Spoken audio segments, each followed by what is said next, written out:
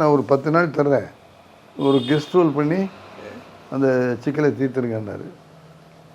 நீ guest role பண்ணினா distributor என்ன சொல்லுவாங்கன்னா, ரஜினி சும்மா வந்துட்டு போகிறாருப்பாங்க.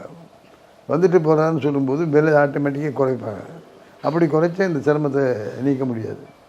ஆகவே கிட்டத்தட்ட முழு படம் மாதிரி இருந்தால் தான் பஞ்சனுடைய சிக்கலை தீர்க்க முடியும். ஆகவே நீ இப்போ 10 நாள் தரேன்னு சொல்கிற, அதை 25 நாள் ஆக்கிவிடும். சார் 25 நாளில் ஒரு முழு படத்தை முடிக்க முடியுமானார். அது என் பொறுப்பு சார். அதுக்கு மேலே ஒரு நாள் கூட தரமாட்டேன், நான் ஒரு நாள் கூட கேட்க மாட்டேன்.